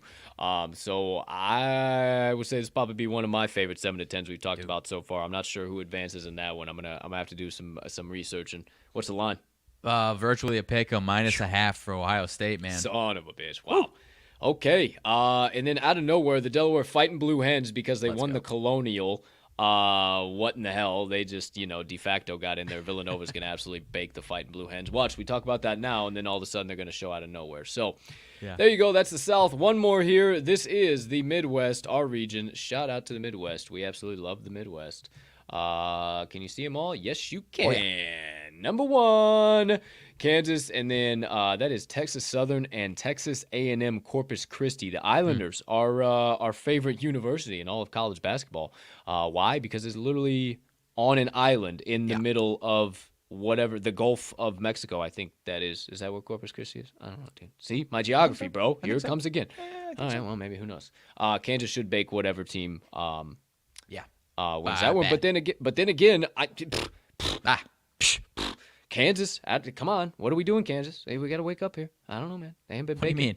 I mean, they looked a little scuffly towards the end of the year. I see what you're saying. Yeah, I would say so. I think that's a perfect get-right game, if I'm being totally honest with you, dude. Honestly, I think they'd fucking vaporize either of those All right, teams now bad. what jackass in the selection department decided to make this 8-9 matchup to make me have to decide between it? My tournament Tex and my doggone bracket Blue Jays? Are you fucking kidding me, dude? My tournament Tex and my bracket Blue Jays 8-9.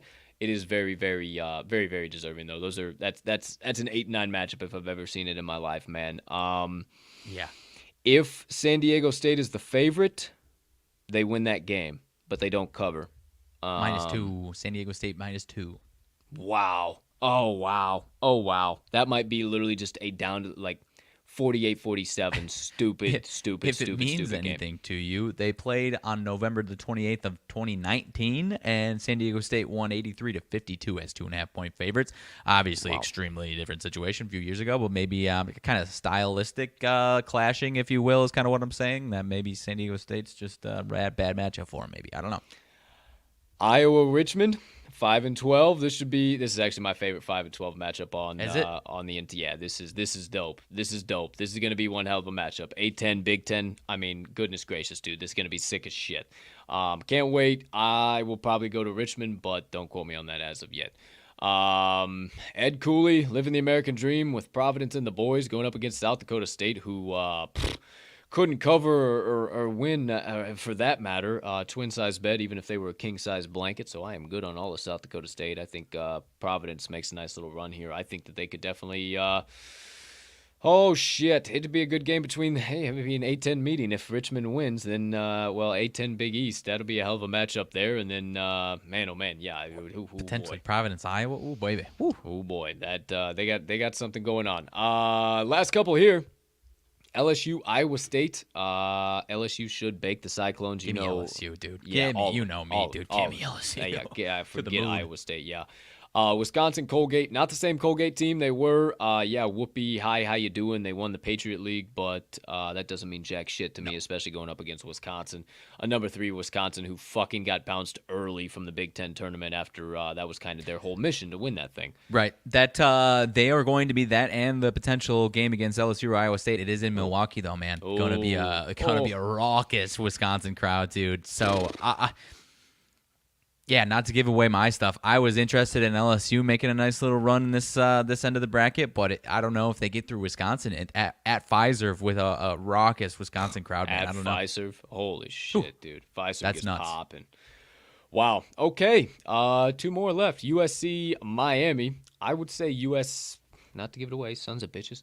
USC wins that game against the Hurricanes.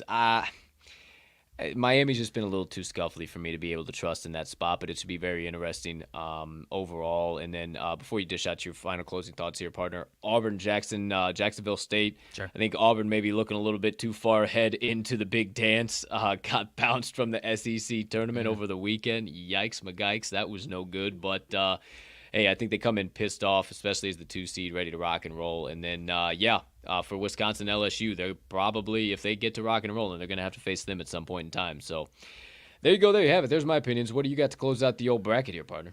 I'm interested, kind of how I was saying about the Pac-12. I'm interested to see what USC can do, man.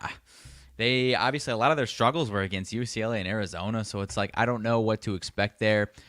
Does it say where these regionals are, or we don't have that? Because I want to say not on this one. I want to say the Midwest is at the United Center in Chicago, and so if Wisconsin makes it, A, shout out, let's fucking go. But B, if Wisconsin makes it through the 2 games in Wisconsin, they've got a short trip to Chicago, dude, for another very pro Wisconsin crowd, dude. They've got the most favorable draw as far as locations here in this entire 68 team field, dude. That is true. I was trying to think, why don't we fucking go to the United Center? What are we waiting on? Well, number 1, we're going to be in Vegas. And number 2, I just was like equating it to like last year in the bubble and them not really going anywhere and like them not playing at different venues. And yeah. That shit happens during March Madness. So, yeah. All that being said. I could be wrong, but I think it's at the United Center for the Sweet 16 Elite there. Oh, that would be sick, dude. For at least that region. Well, then we won't be in Vegas by then, so we can figure out if we can get some damn tickets, but they're really expensive by that time, so who knows? Especially if Wisconsin's there, dude. Oh, good night all Friday. Who knows? We'll see what happens. Maybe we meet somebody. They got to give their tickets away to their nice new Chicago friends they met. Speak things into existence, folks. You never know what happens. Hey, there's the March Madness bracket. Wanted to shout out a particular group of humming beans and a couple of cool fucking things. You know me always showing off my fucking Ether Bruce Colts crypto corner. Wanted to show off my 2 new guys here. Pretty fucking badass, honestly. This is my new guy. This is I fucking love him, dude. To tell you the truth, let me kick us over here because he's so damn funny. He's an Island Brew. He's just trying to make it. He's got him a nice glass surfboard.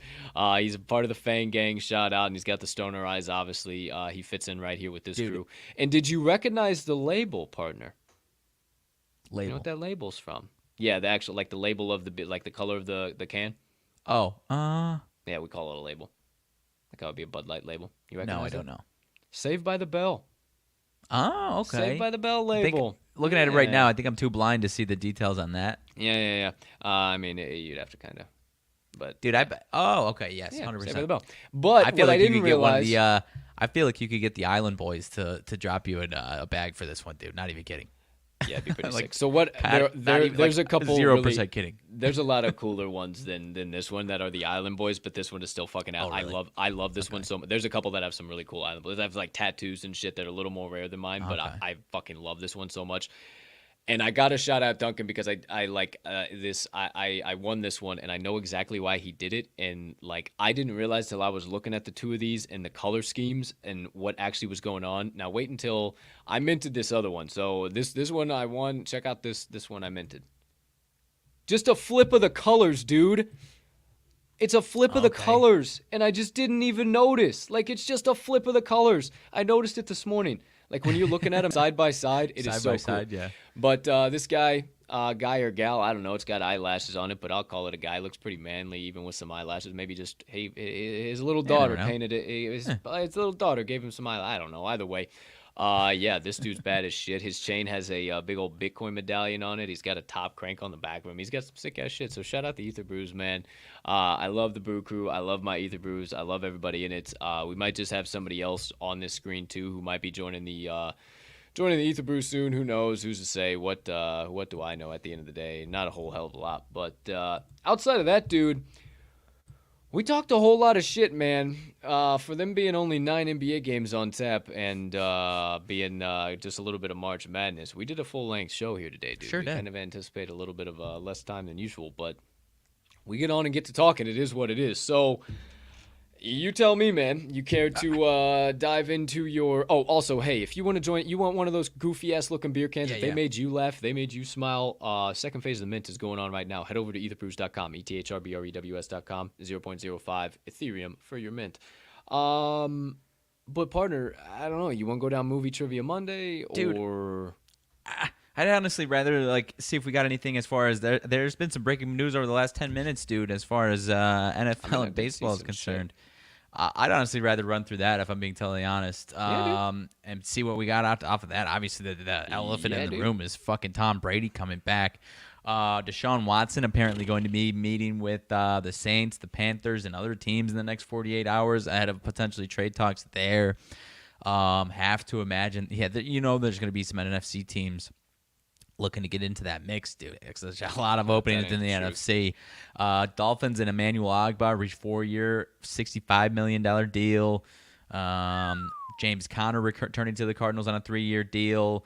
Dolphins and Chase Edmonds agreeing on a 2-year deal. Whoa! Jarvis Landry released. Is that what you're woeing right now? Yeah. Jarvis Landry gone. They traded for Amari Cooper over the weekend. I don't know, man. Shit, dude, what are they going to do? Whoa! Jarvis Landry? Damn, dude. I mean, I know they brought in Amari Cooper, but you need a number 2. Cooper. I guess they got Donovan Peoples-Jones. Peoples-Jones. That's what I was going to say. I think they like him, man. DPJ's pretty solid, yeah. I don't know if he still dates Valerie Loera or not. Bellator MMA fighter, also Instagram model. Miami. I don't know. I forgot they were. I just remembered they were dating. Maybe they're not anymore. Maybe I just brought up a Fernando touchy subject. Tatis, fractured wrist, could miss a few months. Oh no, that's rough, dude. T's and P's that's to rough, Nino, bro. T's and P's to Pete Alonso. He is okay, but apparently was in a car accident. He could be out for a minute, man. I'm sorry. He's okay and he'll be back tomorrow. But it sounded sketchy. Damn, T's and P's of Pete Alonso, bro. Brad Hand and the Phillies, left-handed reliever, 1-year, $6 million deal. Nice bullpen addition there. Nelson Cruz and the Nationals, 1-year, $15 million deal. The dude can, until that guy isn't hitting 30 home runs a year. He's going to keep hitting at least 30 home runs a year, dude. I'm so happy he's in the NL and not in my division anymore. For fuck's sake, man. Decent sized trade over the weekend. Yankees getting Josh Donaldson and Isaiah Kiner-Falefa from Minnesota. So that one's interesting. I guess I'm glad to see Josh Donaldson out of the AL Central as well, but it's not like he's the Josh Donaldson that everyone knows. He's not quite that guy anymore. So no. Let's see, Oh shit, dude. he is a I'm thorn. like, He's still the same thorn in the side of fucking Chicago fans. He started chirping fucking you tell me about motherfuckers, and fucking all you about had a fucking coronary all across social media. That motherfucker was under y'all skin this past season, boy. Whew. he's a twerp, dude. I fucking Yeah, see, hate that dude. see, I told you, folks. I fucking told you, folks. Thought I was lying. Speaking of my boys, Carlos Rodon to the Giants. That's interesting. Wow. That one was kind of anticipated, or at least losing him was kind of anticipated. Oh, they got a fucking staff and a half, unless they got rid of know. like DeSclafani. No, they got Logan Webb, Rodon, DeSclafani, Alex Wedd, and Alex Cobb. So solid. And they picked up rotation. Cobb. I forgot they picked up Cobb. I guess it's Gozman. Gozman went somewhere else. I'm blanking on where. Oh he yeah, went. Gozman's gone. That's right. Right. Oh, dude, I can't wait to get back into baseball. There's so many things happening over the weekend, and I was obviously just like, I was obviously barely able to pay attention. So I'm like, half of this is me catching up right now. But you say Kikuchi to the Blue Jays, but I mean, Kikuchi. the old White Sox. I didn't see Jeff Passan tweet about it, but the White Sox made some moves over the weekend too. Because he doesn't give a damn about the White Sox. Fuck you, dude. White Sox don't matter That was worth a unnecessary. shit. Well, hey, you want to slam me and my Cubbies on another fucking show on Friday, not have repercussions for it? I didn't really Partner, pal. slam him. I was just putting No, rumors justification into a and certain man. rationalization will only get you so far in this fucking life, pal. What did I say bad about the Cubs? I don't know. I believe I Just said nice something things about the my Cubs, fucking actually. Chris Bryant, that really fucking I hurt. was gonna say I actually There was some believe stuff I said peppered some in nice behind things there, I about the remember. Cubs. If I I'm being don't know. honest with you, There were some things peppered in behind there I think were suggestible at best.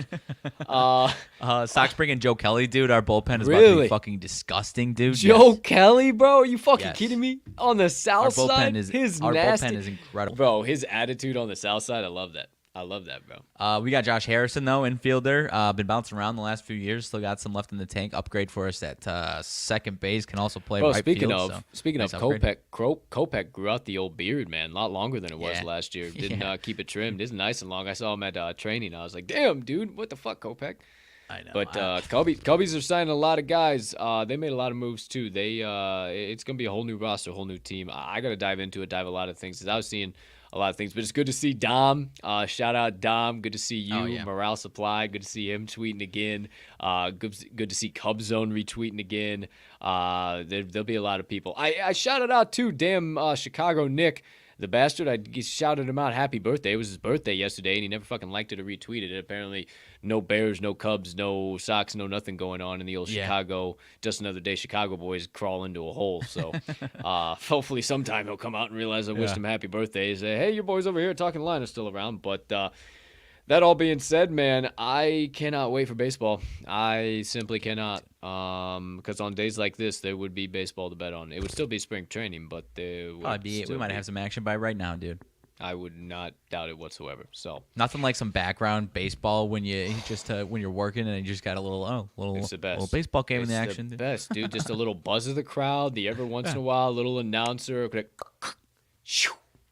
little, I mean, it's all. I've been just watching random just like clips of like 10-second videos of just like batting practice and whatnot.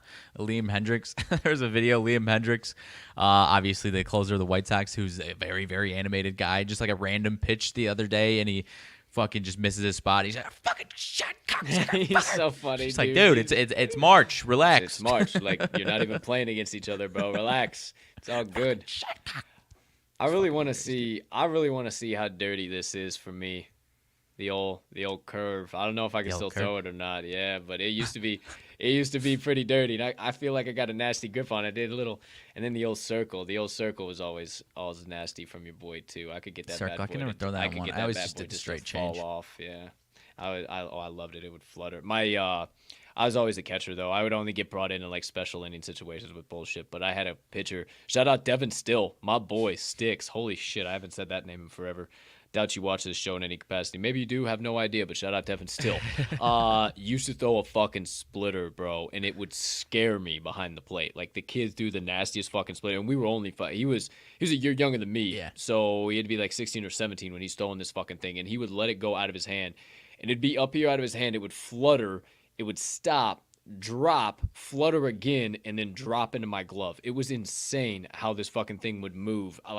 I had to be on my knees just to be ready for it, man. Like Yeah. I just catching was so much fun, dude. Just like all the different types of pitchers and the way I loved it. I loved it. I loved it. I love baseball to the fucking core. I can't wait to be able to bet on it. Talk about it again. Dude, someone over the weekend was like, "Oh, dude, you want to get together and like play some golf this weekend?" And I was like, "Fucking yes! What do you mean? Of course I want to do that. What do you mean?" Yeah, of course. It's Like gonna I be miss nice golfing. I'm like drawing a blank on who it was. It was like one of my friends from home. And he's like, "Oh, you want to play some golf this year?" I need to like, and it was like kind of like that. I don't know if he would be interested. So I was like, yes, of course I want to play golf this summer, dude. Of course. Yeah, What do you dude. mean? We used to take company days and go to the driving range. Fuck you talking about, huh? Come on, let's go. mean? Of course I wanna do that. Fuck, we'll play 9 on our lunch break. Fuck you talking Seriously. about. Either way, dude. 35 minutes after the top of the 11 o'clock hour, we gone down rabbit holes. We've had some laughs. We hope you guys have been able to have a nice little mental vacation here today. Hour and 35 minutes hanging out with us. I do have a little motivation minutes. First of the 2 John Wooden quotes of the week. Dish out unless you got anything else here today, my friend. I don't think so, dude. Go ahead and knock it out of the park for us. All right. Well, hey, the only time the ticker will be there because we've kind of been all over the map. Ah. The final segment of the day, my motivation minutes. Oh, after this, I will also we'll dish out a couple of key updates and stuff you guys need to know about too. But my motivation minutes. You know, I just caught a lot of love and positivity and good energy and just everything all encompassing in regards to those words and those feelings and those emotions over the weekend. And you know, it is just so funny how I always find a quote that just kind of ties everything in together to something I might have learned or some things that I've been talking about and whatever the case might be. So found this quote from John Wooden, and this is the first one of the week, and I mean, this one really doesn't need much perspective. Love is the most important thing in the world. Hate, we should remove it from the dictionary. Love is the most important thing in the world. Hate, we should remove it from the dictionary. And you know, man, especially in our space, it's so funny, man. Web 2, there is so much hate. So much hate, so much toxicity and venom and just all of that. And that is something that it is so hard to find in Web 3. And if you do, there is nobody that adds on to the fire. There's nobody that throws kerosene and gasoline onto the fire. They find the next way that they can change the thought, move the muscle, become positive, show love, find that good energy. And that's what I challenge you guys to do. Man, we could literally start something crazy in this world just by showing a little bit of love, just by showing a little bit of positivity. And if you guys look at me crazy on Sundays doing what are you grateful for, 2 things: fuck you, and you're missing the whole point. Really, honestly, I mean, an opportunity to connect with people that I don't even know what half of them look like, and they're telling me something that they're grateful for, and maybe sometimes it's just the opportunity to get up and suck another gust of air in. I mean, that's more than I could ever ask for. I don't do it for likes or shares or retweets. Yeah, that stuff's cool. It's awesome, wonderful, great, and the followers are amazing too. I'm so appreciative of it. But if I can impact one person and change a grateful thought, change a grateful muscle, I mean, that's what it's all about. And that's what I'm all about, spreading the love, spreading the positivity, and that's what I want to do with these motivation minutes, man. And it's just, it's so key, so critical. And you might not think you are, but in so many situations, you can be perceived as hateful or angry or ungrateful when really you're not at all. And I mean, even think about the most minuscule moment or interaction with the cashier at Walgreens, and you're flying through the line and you got 1,000,001 things on your plate, especially a day like today, Monday, fucking time change. You got out of bed early, or you got out of bed fucking late. Your fucking coffee didn't brew. You got a fucking hole in your sock. Your fucking cat ate your homework. Like, everything all in between is fucking hitting you in the face right now. And now you got to go to Walgreens because you didn't fucking have eyeliner, and holy motherfucking shit, I got to do. And everything's hitting the fan for you right now. And you spew all that on that cashier. And that cashier didn't do fucking shit to you. That cashier but gave you a smile and asked you how your day was doing, and you just, come on, I got much stuff to do. I got to just take my. It's simple, man. It's simple to slow down, to take an extra second, to take a deep breath, to show some love, to show some compassion. because it is so easy to show hate, to show negativity, to show toxicity, to make yourself feel good inside in that pit that you feel when you're doing, oh yeah, fuck this motherfucker. Like, it feels good, sure, for the moment, but then you look back and it's just, you always end up having to show love or backtracking yourself from those things. So why not just fucking show love and not have to backtrack in the first place? I don't know. It's kind of how I changed my mindset and my thought process, and just show love in everything you do, man.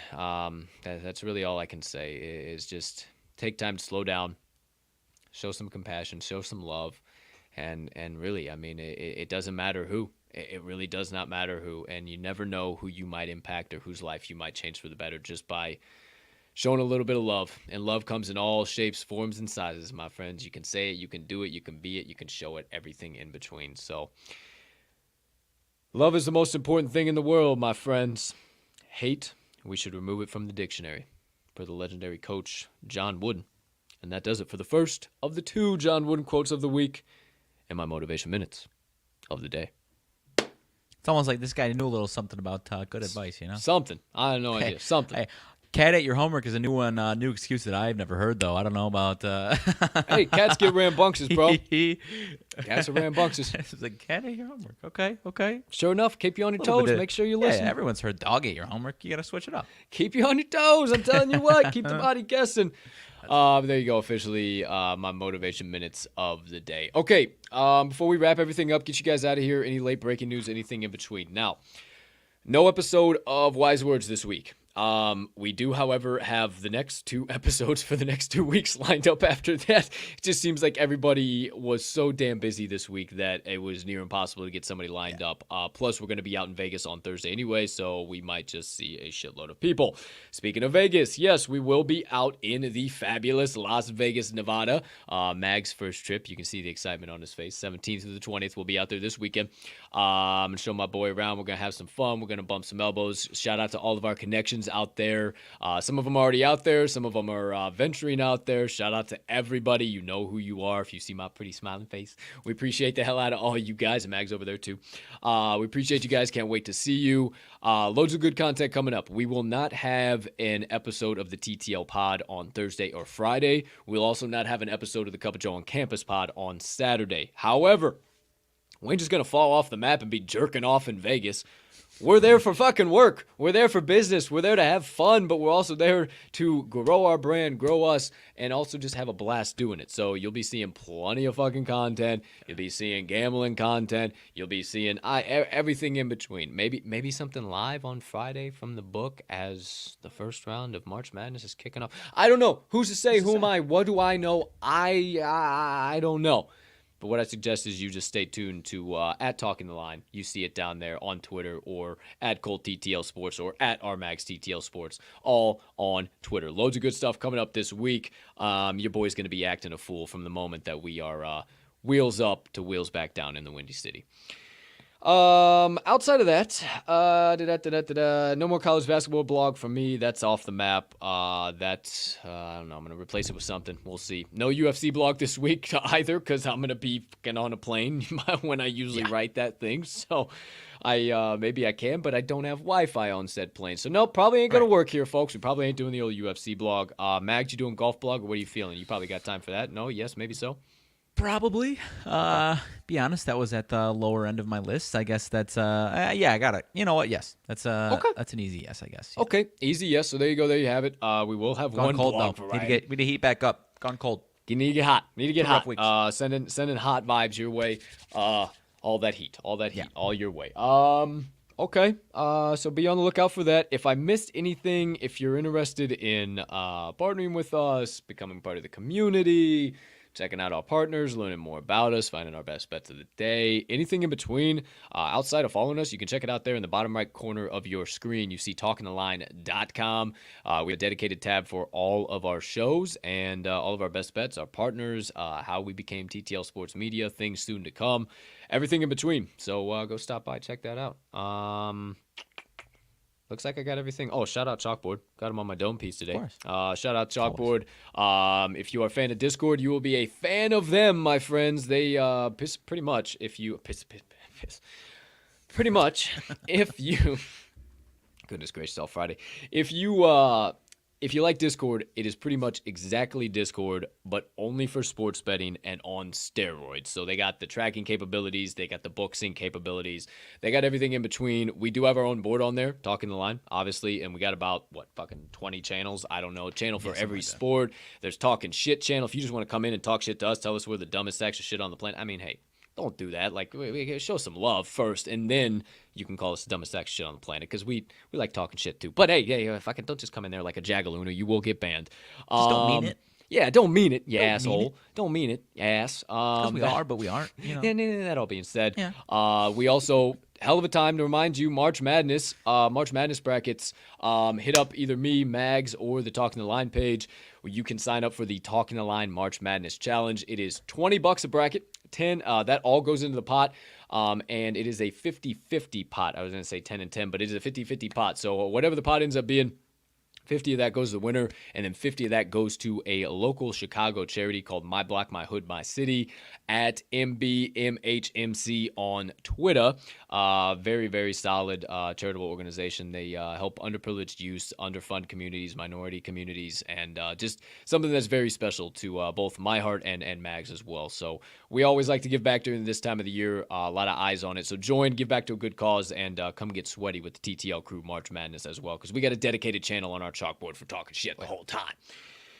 Okay, that's enough, dude. 46 minutes after the top of the hour. I have got everything I possibly could out today, every announcement, anything in between. Anything else you got on tap? You know what? I don't think so, dude. Trying to monitor this whole breaking news. That Fernando Tatis officially out up to 3 months. So goodness gracious, man. I don't know. I don't think it says what he was doing. I imagine it's just at training camp, whatever you want to call it. But T's and P's, Nino. Damn. Yeah. To get on a lighter note, dude, I can't wait to at least get a little, like you kind of said, as far as like little background noise, little spring training background noise, just to get the body warmed up to it, dude. I can't wait. I don't know if that's happening next week or what. I don't know. Soon. Very soon. Soon and very soon, we are going to see the king. Hey, okay. Well, there you go. There you have it, ladies and gentlemen. That seems like an episode of the TTL pod. So, Thursday, dude. Sox Cubs on Thursday. Well, sign me up. Let's go, baby. Well, for now. Ladies and gentlemen, degenerates and gamblers, far and wide. For myself and Mags, thank you so much for choosing to stop by. Episode number 243. That's a 2. That 243 of the Talking the Line podcast on this absolutely beautiful Monday of bets, also known as March the 14th, 2022. And for every episode you decide to stop by from that matter, or any of our additional content, for all your likes, your views, your shares, your retweets, your subscriptions, your comments, anything I miss, anything you do for us virally, socially, we see it. We see you guys. We know the OGs. We know the TTL faithful. We appreciate you guys from the bottom of our heart. It is because of you guys that we get to show up every single day. We get hyped up on another Monday, another week to bring you guys killer content, to chat with you guys, to hang out with you guys. Honestly, all love here. And I'll start the love today. We love all of you guys from the bottom of our hearts. Thank you so much. All love, all positivity, all good energy to you guys here today.